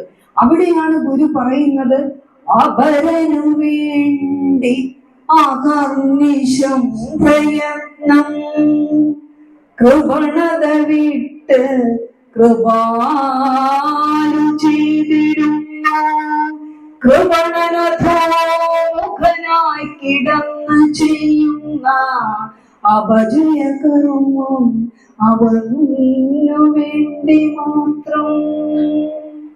ഗുരുവിന്റെ വചനങ്ങളിലേക്കൊക്കെ നമ്മൾ ഉയരുമ്പോൾ ജാതി ഇല്ല, മതമില്ല, അതിർവരമ്പുകളില്ല, വർഗങ്ങളില്ല, ഇനങ്ങളില്ല. ഒരു ഗുരുവാണെങ്കിലും പൂച്ചയാണെങ്കിലും പുൽച്ചാടിയാണെങ്കിലും പശുവാണെങ്കിലും ആനയാണെങ്കിലും മീനാണെങ്കിലും എന്നിലാണെങ്കിലും നിങ്ങളിലിരിക്കുന്ന ശക്തി ഒന്നാണ് എന്ന് തിരിച്ചറിയുന്ന ഒരു ആത്മബോധത്തിലേക്ക് നമ്മൾ വളരുമ്പോൾ നമ്മുടെ കർമ്മം ഒരിക്കലും കൃപണതയുള്ളതാകില്ല.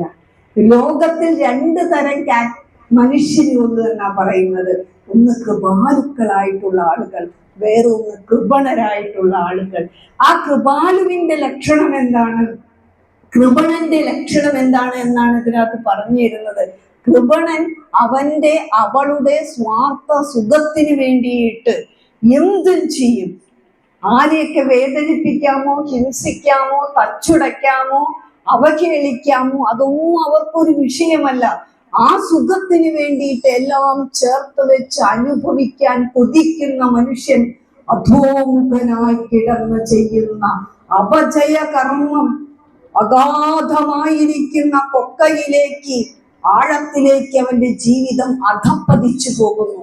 പക്ഷേ കൃപാലുവായിരിക്കുന്ന ഒരു വ്യക്തിയോ ഇതൊക്കെ പഠിച്ചു വരുമ്പോൾ എൻ്റെ ജീവിതത്തിന്റെ സുഖം ഞാൻ ലാക്കാക്കുന്നത് പോലെ തന്നെ എൻ്റെ കൂടെ നിൽക്കുന്നവരെയും ഈ ചുറ്റുപാടുള്ളവരുടെയും സുഖത്തിനും ക്ഷേമത്തിനും സമാധാനത്തിനും വർത്തിക്കേണ്ട ഉത്തരവാദിത്തമുണ്ട് എന്ന് ഞാൻ തിരിച്ചറിയുമ്പോൾ ആ വ്യക്തിയെ ഗുരു വിളിക്കാണ് കൃപാലു എന്ന്. നമ്മൾ എത്രയോ പാട്ടുകളൊക്കെ നിങ്ങൾ നോക്കൂ, ഇന്ന് സോഷ്യൽ മീഡിയ ഫേസ്ബുക്കാണ് ആദ്യം നോക്കുന്നത് ഫേസ്ബുക്കാണ്. അതിൽ കഴിഞ്ഞ വാട്സാപ്പ് നോക്കുള്ളൂ. ഓരോ ദിവസവും ഇറങ്ങുന്ന പാട്ടുകൾ, ഇവിടെ ഇരുന്ന് ആരെങ്കിലും ഒരു പാട്ട് പാടിയ ഈ ലോകം മുഴുവൻ അത് ഇഷ്ടപ്പെട്ട പാടുന്നു. കവിതകൾ, ചിന്തുപാട്ടുകൾ ഒക്കെ പഠിക്കുന്നു. പക്ഷെ എത്രയോ വർഷങ്ങളായി നമ്മൾ ഗുരുവിന്റെയൊക്കെ പേര് പറഞ്ഞ് നടക്കുന്നു. ഗുരുദേവൻ ഇത്രയും മഹനീയമായ ജീവിതത്തെ അർത്ഥവത്താക്കുന്ന, സൗന്ദര്യപൂർണിത ഉളവാക്കി തരുന്ന, ജീവിതത്തിന്റെ കാഴ്ചയ്ക്ക് തിളക്കമേറുന്ന, വളരെ നല്ല മൂല്യങ്ങൾ ചേർത്ത് വെച്ചിട്ടുള്ള ഒരു സംസ്കൃതിയെ ജീവിക്കുവാൻ പര്യാപ്തമായിരിക്കുന്ന വചനാമൃതങ്ങൾ കവിത്വ രൂപത്തിൽ, കവിഭാവനയിൽ നിന്നുകൊണ്ട് നമുക്ക് എഴുതി തന്ന ഈ കവിതകളൊക്കെ നമ്മൾ ചൊല്ലുമ്പോഴാണ് നമുക്ക് വെളിവുണ്ടായി വരുന്നത്. വെളിവ് വേണം ജീവിതത്തിൽ. അതുകൊണ്ടാണ് ഗുരു പറയുന്നത്, അപരനു വേണ്ടി അഹർനിശം പ്രയത്നം. എന്റെ സുഖത്തോടൊപ്പം തന്നെ ഇതൊക്കെ നന്നായി പഠിക്കുന്ന ഒരു സ്ത്രീ, ഒരു സഹോദരി 10 ആവർത്തി ആത്മോപദേശ ശതകം എടുത്തു വെച്ച് ഈ ശ്ലോകം ചൊല്ലുമ്പോൾ ആദ്യം പരിഗണിക്കുന്നത് നമ്മുടെ കൂടെ നിൽക്കുന്നവരെയായിരിക്കും. നമ്മളോട് അരുചി കാണിച്ചോട്ടെ, നമുക്ക് ചിലപ്പോൾ നമ്മളെ വേണ്ട വിധത്തിലൊന്നും സ്നേഹിച്ചില്ല എന്നിരിക്കാം, പരിഗണിച്ചില്ല എന്നിരിക്കാം.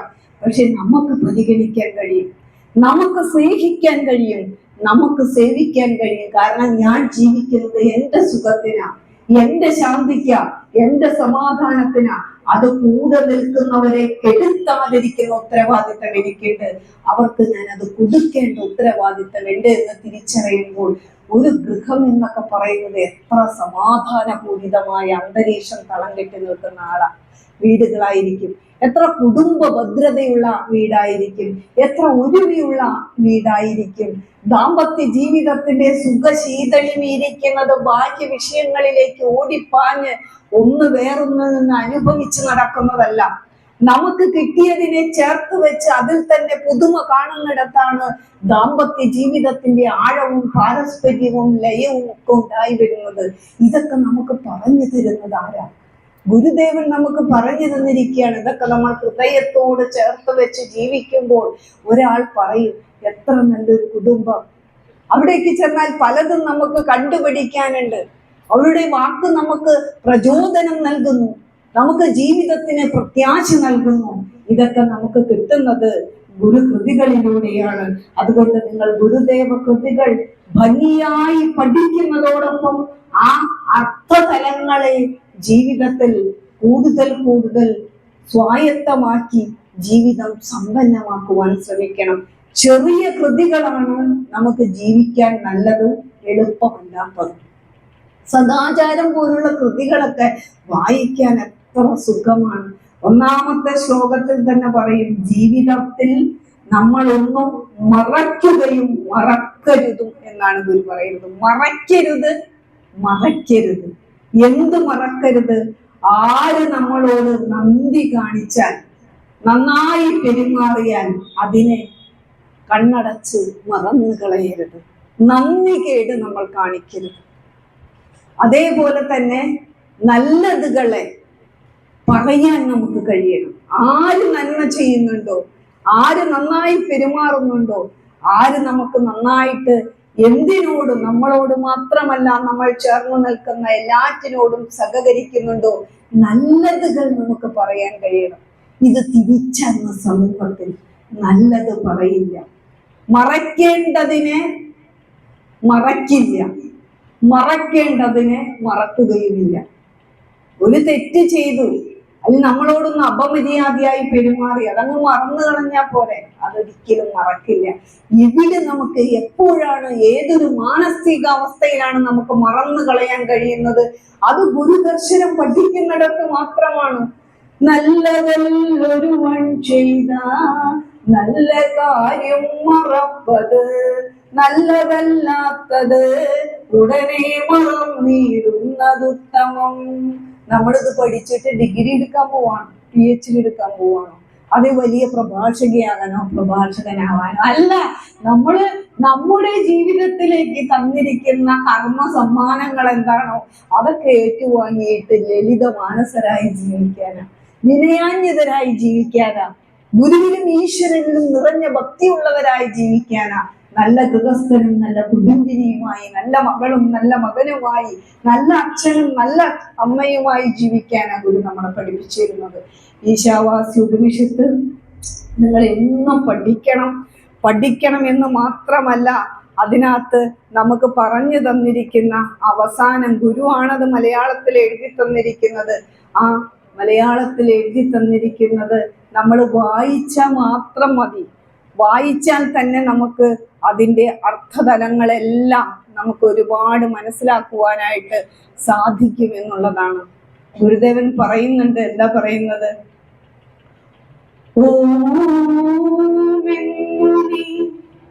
സ്മരിക്കാത്മകൃതം സർവം സ്മരിക്കുക, അഗ്നിഗതിക്കായി വിടുക, സന്മാർഗത്തോടെ ഞങ്ങളെ. ഇവിടേക്ക് എങ്ങനെയാ വന്നത്? പിറന്ന് ആദിയിൽ നിന്ന് ഏകനായി വന്നിങ്ങ് സൃഷ്ടിയും സ്ഥിതിയും നാശവും ചെയ്യും സൂര്യ മാർഗരശ്മിയെ. ഈശ്വരനാകുന്ന ആ സൂര്യനോട് പറയാണ്, ഈശ്വര, നിന്നെ എനിക്ക് കാണാൻ കഴിയാത്തത് സൂര്യനായിട്ട് ഉപമിക്കാണ്. സൂര്യനെ നമുക്ക് കാണാൻ കഴിയാത്തത് സൂര്യന്റെ രശ്മി കൊണ്ടാണ്. എന്റെ ഉള്ളിലിരിക്കുന്ന ജ്ഞാനമാകുന്ന മായാമറ കൊണ്ടാണ് നിന്നെ എനിക്ക് കാണാൻ കഴിയാത്തത്. ഈ അജ്ഞാനം വന്ന് നിറഞ്ഞത് കൊണ്ടാണ് ഞാൻ അറിയാതെ പോകുന്നത്. തനിച്ചാണ് ഞാൻ ഇങ്ങോട്ട് വരുന്നത്. എന്റെ പിറവി തനിച്ചായിരുന്നു. എന്റെ ജീവിതം മുഴുവൻ ഏകമായിട്ടാണ്. ഞാൻ യാത്ര ചെയ്യുന്ന എന്റെ ജീവിത പ്രയാണത്തിൽ പല ബന്ധങ്ങളും ചേർച്ചകളും എനിക്കൊക്കെ ബാഹ്യതലത്തിൽ ഉണ്ടാകുന്നു എന്ന് മാത്രമേ ഉള്ളൂ. അവസാനം ഞാൻ എത്തിച്ചേരുന്നതും ഏതൊരു സ്രോതസ്സിലാണോ, ഏതൊരു സ്രോതസ്സിൽ നിന്നാണോ ഞാൻ വന്നത്, ആ സ്രോതസ്സിലേക്ക് തന്നെയാണ് ഞാൻ വിലയം പ്രാപിക്കേണ്ടത് എന്ന് പറയാണ്. അതുകൊണ്ടാ പറയുന്നത്, നിന്നിൽ നിൽക്കുന്ന പുരുഷാകൃതി ഏതാണതാണു ഞാൻ, ദൈവമേ നിനയ്ക്ക് നീയും ഞാനും ഒന്ന് തന്നെ എന്ന ആ ഒരു സത്യം തന്നെയാണ് ഞാൻ എന്നിപ്പോ തിരിച്ചറിയാണ്. ജീവിതത്തിന്റെ സായന്തനത്തിലൊക്കെ എത്തി നിൽക്കുമ്പോഴുള്ള പ്രാർത്ഥന അതായിരിക്കണം. അതുകൊണ്ട് പറയാണ്, ഒരു കാര്യം എനിക്ക് ആഗ്രഹമുണ്ട്, ഗുരുവിനെ അത് സാധിച്ചു തരിക എന്നാ പറയുന്നത്. എന്റെ ഈ ശരീരത്തിൽ നിന്ന് എന്റെ പ്രാണൻ അറ്റുപോകുന്നതിന് മുമ്പ് എനിക്ക് നിന്നിൽ വിലയം പ്രാപിക്കണം. ജീവിതത്തിൽ അറിയേണ്ടതൊക്കെ കുറെ അറിഞ്ഞു, കുറേയേറെ അനുഭവിച്ചു. ഇതിലെല്ലാം ഇത്രയുള്ളൂ എന്ന് മനസ്സിലായി. ഈ സുഖത്തിനപ്പുറത്ത് അപരിമേയമായിരിക്കുന്ന, ശാശ്വതമായിരിക്കുന്ന ഒരു പരമാനന്ദാനുഭൂതി നൽകുന്ന സുഖത്തിലേക്ക് അമരുവാൻ എന്നെ പ്രാപ്തമാക്കണേ. എന്റെ ശരീരം എന്ന് പറയുന്നത് ഒരു നീർക്കുമിള പോലെ നിലയറ്റതാകുന്നു എന്നാ പറയുന്നത്. അതുകൊണ്ടാ പറയുന്നത്, പ്രാണൻ പോ അന്തരാത്മാവിൽ പിൻപൂ നീറാകുമീയുടൽ. എന്റെ ഈ ശരീരമുണ്ടല്ലോ, എന്റെ ഉടലുണ്ടല്ലോ, നീ തന്ന ആയുസിനനുസരിച്ച് എപ്പോ വേണമെങ്കിലും തീർന്നു പോകാവുന്നതേ ഉള്ളൂ. തീരുന്നതിന് മുമ്പ് നിന്നിലേക്ക് അണയുവാൻ എനിക്ക് കഴിയണം. നിന്നിലേക്ക് എന്റെ ഹൃദയം ചേർത്ത് വെക്കുമ്പോഴാണ് എന്റെ ഹൃദയം വിശാലമാകുന്നത്, എന്റെ ഉള്ളം വ്യാപ്തമാകുന്നത്, എല്ലാറ്റിനെയും എനിക്ക് ചേർത്ത് വെക്കുവാൻ കഴിയുന്നത്, എന്റെ ജീവിതത്തിൽ എന്തെന്നില്ലാത്ത പ്രശാന്തത എനിക്ക് അനുഭവിക്കുവാൻ കഴിയുന്നത്. അതുകൊണ്ട് ഈശ്വരനെ വിളിക്കുകയാണ്. ഈശ്വരനെ അക്ഷര രൂപത്തിൽ വിളിക്കുന്ന പേരാണ് ഓം എന്ന്. പ്രണവം എന്ന് പറഞ്ഞാൽ ഈശ്വര ഈശ്വര എന്ന് വിളിക്കുന്നതാണ് ഓം ഓം എന്ന്. അതുകൊണ്ട് ഗുരു പറയാണ്, ഓം എന്നു നീ സ്മരിക്കാത്മൻ കൃതം സർവം സ്മരിക്കുക, അഗ്നിഗതിക്കായി വിടുക സന്മാർഗത്തോടെ ഞങ്ങളെ. അഗ്നിക്ക് ഈ ശരീരം ഇരയാകുന്നതിന് മുമ്പ്, ഈ ശരീരം ഒരു പിടി ചാമ്പലായി തീരുന്നതിന് മുമ്പ് നീ എന്ത് ചെയ്യണം? സർവസമയവും ഈശ്വരനെ സ്മരിച്ച് ജീവിതം ധന്യമാക്കുക. ശിഷ്ട ജീവിതം, സത്കർമ്മങ്ങൾ ചെയ്ത് സദ്വിചാരത്തിൽ അമർന്ന് സദാചാര ബോധത്തോടുകൂടി ജീവിക്കുക. അങ്ങനെ ജീവിക്കുവാൻ ഞങ്ങളെ പ്രാപ്തമാക്കണേ ദൈവമേ ഗുരു എന്നാണ് പ്രാർത്ഥന. ചെയ്യും കർമ്മങ്ങളെല്ലാം അറിഞ്ഞിടുന്ന ദേവനേ, വഞ്ചനം ചെയ്യും മനസ്സ് ഞങ്ങളിൽ നിന്നു മാറ്റുക. എന്നിൽ നിന്നല്ല, ഞങ്ങളിൽ നിന്ന് മാറ്റാൻ. എങ്ങനെയാണ്? എന്ത് കർമ്മങ്ങൾ നമ്മൾ ചെയ്യുമ്പോഴും നമ്മുടെ ചിന്തകൾ, ഓരോ ചിന്തകളെയും ഓരോ വാക്കിനെയും അനുനിമിഷം ചെയ്യുന്ന ഓരോ കർമ്മത്തെയും കണ്ടുകൊണ്ടിരിക്കുന്ന ഒരു അപാര ശക്തിയാണ് ഉടയവൻ. അത് എൻ്റെ ഉള്ളിൽ തന്നെ സാക്ഷിയായിട്ട് ആത്മചൈതന്യമായിട്ട് വർത്തിക്കുന്നു. ഈ സമസ്ത പ്രപഞ്ചത്തിലും പരമാത്മ തത്വമായിട്ട് പരബ്രഹ്മമൂർത്തിയായിട്ട് വർത്തിക്കുന്നു. അതുകൊണ്ട് എല്ലാം കണ്ടുകൊണ്ടിരിക്കുന്ന ദേവ, മറ്റുള്ളവരെ നമുക്ക് കബളിപ്പിക്കാം, പക്ഷെ ഈശ്വരനെ നമുക്ക് കബളിപ്പിക്കാൻ കഴിയില്ല, ഗുരുവിനെ നമുക്ക് കബളിപ്പിക്കാൻ കഴിയില്ല. അതുകൊണ്ട് വഞ്ചനം ചെയ്യും മനസ്സ്, തെറ്റുകൾ ചെയ്യുവാനുള്ള പ്രവണത, ആ ഒരു മനോഭാവം എന്റെ ഉള്ളിൽ നിന്ന് എടുത്തു മാറ്റണമെന്ന്. ഇതാണ് ഉപനിഷത്ത് നമ്മളെ പഠിപ്പിച്ചു തരുന്നത്. ഗുരുദർശനം എന്ന് പറയുന്നത്, പ്രാർത്ഥന എന്ന് പറയുന്നത് വെറുതെ ചൊല്ലി ഒഴുകി പോകാനുള്ളതല്ല. എന്താണോ നമ്മൾ കേട്ടത് അത് നമ്മൾ ജീവിക്കണം.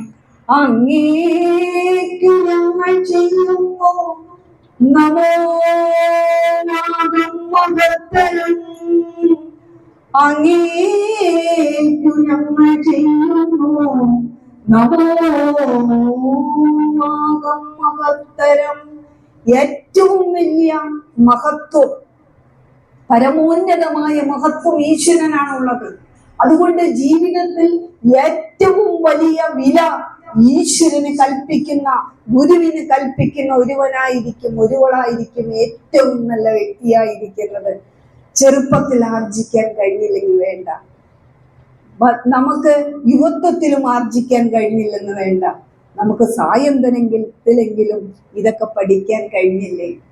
ഒരിക്കൽ സ്വാമിജി ഞങ്ങൾക്ക് ഒരുപാട് കഥകളൊക്കെ പറഞ്ഞു തരും. കഥ എന്ന് പറഞ്ഞ സംഭവം, ഒരു മീൻപിടുത്തക്കാരൻ മീൻ പിടിക്കാനായിട്ട് പോവുകയാണ് നദിക്കരയിലേക്ക്. വേഗം കണ്ണു തുറന്നു ഉണർന്നപ്പോൾ നേരം വെളുത്തുപോയി. വല കൊണ്ടാണ് പോയി മീൻ പിടിക്കുന്നത്. ഓടി നദിയുടെ അടുത്തേക്ക്. ആ പടവുകളിൽ ചെന്നപ്പോഴാണ് ഈ മീൻപിടുത്തക്കാരന് മനസ്സിലായത് നേരം പുലർന്നില്ല, പാതിരയായിരുന്നു. അമ്പിളിയമ്മാവൻ മാനത്ത് പൂർണ്ണേന്തു നിറഞ്ഞു നിൽക്കുന്നത് കൊണ്ട് നേരം വെളുത്തതായി തോന്നി. നമ്മൾ അങ്ങനെയല്ലേ, നേരത്തെ എണിക്കുന്ന ആളുകൾക്കൊക്കെ ഒരു 4 മണി 3:30 എണിക്കുന്നവർ ചാടി ഉണരുമ്പോ നേരം വെളുത്തു എന്ന് വിചാരിക്കും. കാരണം ട്യൂബ് ലൈറ്റ് ഇട്ട പോലെയായിരിക്കും അന്തരീക്ഷം.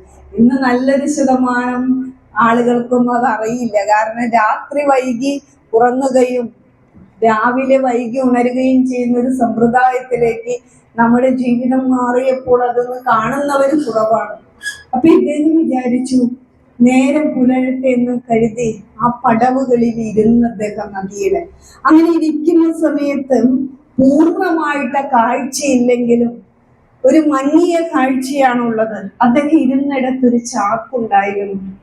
ചാക്കിൽ നിറയെ എന്തോ ഇരിക്കുന്നുണ്ട്. അപ്പൊ ഇദ്ദേഹം വലിയ ആസ്വാദകനാ പ്രകൃതിയൊക്കെ. ചിലര് കണ്ടിട്ടില്ലേ, എത്ര വലിയ പണിയെടുത്താലും നമ്മൾ മാധ്യമങ്ങളിലൊക്കെ തമാശയായ ഒരുപാട് കാര്യങ്ങൾ വരാറുണ്ട്. അതൊക്കെ നമ്മൾ കാണുമ്പോൾ നമ്മൾ തമാശക്കാരെന്ന് തോന്നുന്നവരൊക്കെ ഗൗരവമായ ജീവിതം നയിക്കുന്ന ആളുകളായിരിക്കും. അപ്പൊ ഇദ്ദേഹത്തിന് നല്ല കലാബോധവും പ്രകൃതിയൊക്കെ ആസ്വദിക്കുന്ന മനുഷ്യനാണ്. പ്രത്യേകിച്ച് പുഴയായിട്ട് അനുരണനപ്പെട്ട് ജീവിക്കുന്ന വ്യക്തി ആയതുകൊണ്ട് അദ്ദേഹം ഇതിനിങ്ങനെ തപ്പി നോക്കിയപ്പോൾ ഒരു കല്ല് കിട്ടി. കല്ലായിരുന്നു ആ ചാക്ക് നിറയെ. അദ്ദേഹം ഒരു കല്ലെടുത്ത പുഴയിലേക്ക് ഇട്ടു. അവിടെ ശാന്തമായിരുന്നു. പ്രകൃതിയൊക്കെ നല്ല, ഒരു തരത്തിലും പ്രകൃതിയില് കിളികളുടെ ശബ്ദമല്ലാതെ വേറെ ഒന്നുമില്ല. ഈ കല്ല് ഈ നദിയിലേക്ക് ഇട്ടപ്പോൾ ആ കല്ല് അതിന്റെ ആഴങ്ങളിലേക്ക്, നല്ല താഴ്ചയുള്ള നദിയായിരുന്നു. പോകുന്ന ശബ്ദം ഇങ്ങനെ കേട്ട് അതിൽ അമർന്നിരുന്നു. അത് നിലം പതിച്ചപ്പോൾ അദ്ദേഹം വീണ്ടും ഒരു കല്ലെടുത്തിട്ടു. അപ്പൊ ഒരു ധ്യാനമായിട്ട് മീൻപിടുത്തക്കാരൻ ഇത് ചെയ്തു. അങ്ങനെ നേരം പുലർന്നു. നേരം പുലർന്നപ്പോൾ ആ ചാക്കിൽ ഒരു കല്ല് മാത്രമായി. അതങ്ങോട്ട് ഇടാൻ നോക്കുന്ന നേരം അദ്ദേഹം കൈയിലേക്ക് നോക്കിയപ്പോൾ അതൊരു കല്ലായിരുന്നില്ല, വെറും ഒരു കല്ലായിരുന്നില്ല, അവസാനത്തെ കല്ല് രത്നമായിരുന്നു. അപ്പോഴാണ് അദ്ദേഹം തിരിച്ചറിയുന്നത് ജീവിതത്തെ കരുപിടിപ്പിക്കുന്നതിന് വേണ്ടി, ജീവിത സന്ധാരണത്തിന് വേണ്ടിയിട്ട് അദ്ദേഹം മീൻ പിടിക്കാൻ പോകുന്നത്. ശിഷ്ട ജീവിതത്തിന് വേണ്ടുന്നത് മുഴുവൻ ആ ഒരു കല്ലാകുന്ന രത്നത്തിൽ നിന്ന് കിട്ടി എന്നുള്ളതാണ്. ഇതുപോലെയാണ്, അദ്ദേഹം അറിഞ്ഞില്ലല്ലോ അത് രത്നമാണെന്ന്. വലിയ താഴ്ചയുള്ള നദിയാണ്, അതിനകത്തേക്ക് അത് ഇട്ടുകൊടുത്തുകൊണ്ടേയിരുന്നു. ഇതേപോലെ നമ്മുടെ ജീവിതം നാം അറിയാതെ വ്യർത്ഥമായി ജീവിച്ചു പോകരുത്. അറിഞ്ഞ് അനുഭവിച്ച് സുഖിച്ച്, എന്നാൽ അതിൽ പറ്റലില്ലാതെ, സംഘങ്ങളില്ലാതെ, ജീവിതം താൽക്കാലികമാണ് എന്നും നശ്വരമായ ശരീരത്തിന് പോഷണം കൊടുക്കുന്നതോടൊപ്പം തന്നെ ശരീരത്തിൽ വർത്തിക്കുന്ന അനശ്വരമായ ഉണ്മയെ ചേർത്ത് പിടിച്ച് അതിൽ ലയിക്കുവാനുള്ള ഒരു വാഞ്ചന കൂടി മനുഷ്യ ജീവിതത്തിൽ ഉണ്ടാകട്ടെ എന്നുള്ളൊരു പ്രാർത്ഥന മാത്രമാണ് ഈ ഒരു സന്ദർഭത്തിൽ ഉള്ളത്. അതുകൊണ്ട് ഈ ഉത്സവം എന്നും നിങ്ങൾക്ക് പുറമെ ദേശത്ത് ഉത്സവം വേണം. കാരണം നമ്മുടെ മനുഷ്യര്, ചില ആളുകൾ, നിങ്ങൾ തൃപ്പൂണിത്തറ ചെന്ന് കഴിഞ്ഞാൽ പുതിയ ഗാവിൽ വലിയ വെടിക്കെട്ട് നടക്കുന്നുണ്ട്. എന്താ അവിടത്തെ ഈ വെടിക്കെട്ട്! നമ്മള് കിലോമീറ്ററുകളിൽ ഇരിക്കുന്ന കാഞ്ഞിരമറ്റ ആശ്രമത്തിൽ പോലും അതിന്റെ സ്പന്ദനം എത്തും. ഈ വെടിക്കെട്ടും പാട്ടും ബഹളവും പഞ്ചാരി മേളവും ഒക്കെ മനുഷ്യനെ ഉന്മത്തരാക്കുന്നുണ്ട്. ഉള്ളിൽ അടിഞ്ഞുകൂടിയ ഒരുപാട് ഡിപ്രഷനുകളെ പുറത്തേക്ക് കളയാനായിട്ട് സാധിക്കും. ഇതൊക്കെ ഉള്ളത് കൊണ്ട് അന്നത്തെ മനുഷ്യരൊക്കെ ഇവിടെ ജീവിച്ചിരിക്കുന്നത്.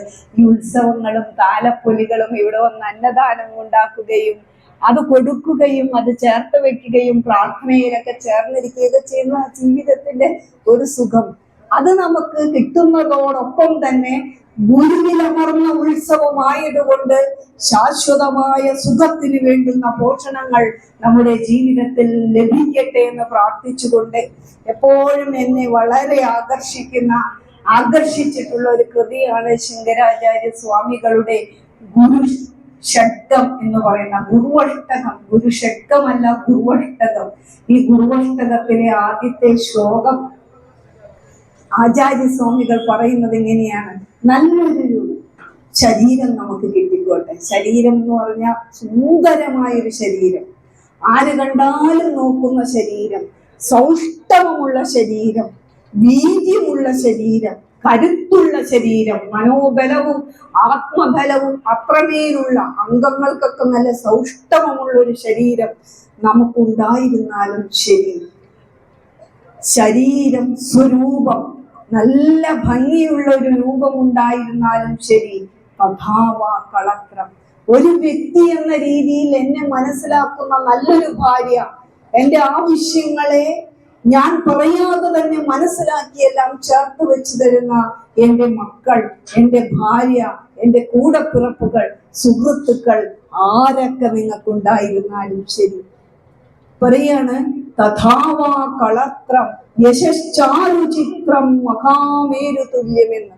നിങ്ങളുടെ കഴിവും പ്രതാപവും മിടുക്കും കണ്ട് സമൂഹത്തിൽ ഉന്നതമായൊരു സ്ഥാനം നിങ്ങൾക്ക് നൽകിയാലും ശരി, നല്ല കസേരകൾ കിട്ടിയാലും ശരി, മഹാമേരു പർവ്വതം പോലെ അതിസമ്പന്നനായാലും ശരി, നിങ്ങൾ നല്ല വിദ്യാഭ്യാസ വിചക്ഷണനായാലും ശരി, എന്തൊക്കെ ഈ ബാഹ്യതലത്തിൽ ചേർത്ത് വെച്ച് അനുഭവിക്കുവാൻ, അഭിമാനിക്കുവാൻ കിട്ടുന്നതായിട്ട് നിങ്ങൾക്കുണ്ടോ, ഇതെല്ലാം ഈശ്വരൻ ചേർത്ത് തന്നാലും ശരി, ഗുരുഹോ അംഘ്രിപത്മേ മനഃച്ചന ലഗ്നം എന്ന് പറയുന്നത്, ഗുരുവിന്റെ പാദപത്മത്തിൽ നമ്മുടെ മനസ്സ് വിലീനമായില്ലെങ്കിൽ, അതായത് ഈശ്വരാധീനം, ഈശ്വര കൃപ നമ്മുടെ ജീവിതത്തിൽ ഒഴുകിയെത്തിയില്ലെങ്കിൽ, ഈ ചേർത്ത് വെച്ചത് അനുഭവിക്കുവാൻ നമുക്ക് കഴിയില്ല. നമ്മൾ ചേർത്ത് വെച്ചതിന്റെ ഒരു അംശമാണ് നമ്മൾ അനുഭവിക്കുന്നത്. അത് അനുഭവിക്കുവാനുള്ള കൃപാ കടാക്ഷം ഗുരുവിൽ നിന്ന് കിട്ടണം. അതുകൊണ്ട് അത് കിട്ടിയില്ലെങ്കിൽ ഇതൊക്കെ ഉണ്ടായിരുന്നവളുമാകട്ടെ തതയ്ക്കും ജീവിതം കൊണ്ട്. തതയ്ക്കും എന്നാ ചോദിക്കുന്നത് സംസ്കൃതത്തിൽ. എന്ത് പ്രയോജനം? ഒരു പ്രയോജനവുമില്ല. അതുകൊണ്ട് ഏറ്റവും വലിയ പ്രയോജനം ഗുരുകൃപയാണ്, ഈശ്വര കടാക്ഷമാണ്. അതിൻ്റെ താഴെയാണ് ബാക്കി എല്ലാ സമ്പന്നതകളും എന്ന് തിരിച്ചറിഞ്ഞുകൊണ്ട് ജീവിതത്തെ ശ്രേഷ്ഠമാക്കുവാനായിട്ട് ശ്രമിക്കുക. ശരീരം സ്വരൂപം തഥാവാ കളത്രം യശശ്ചാരുചിത്രം ധനം മേരു തുല്യം ഗുരോരംഘ്രിപത്മി മനുഷ്യലഗ്നം തദയ്ക്കും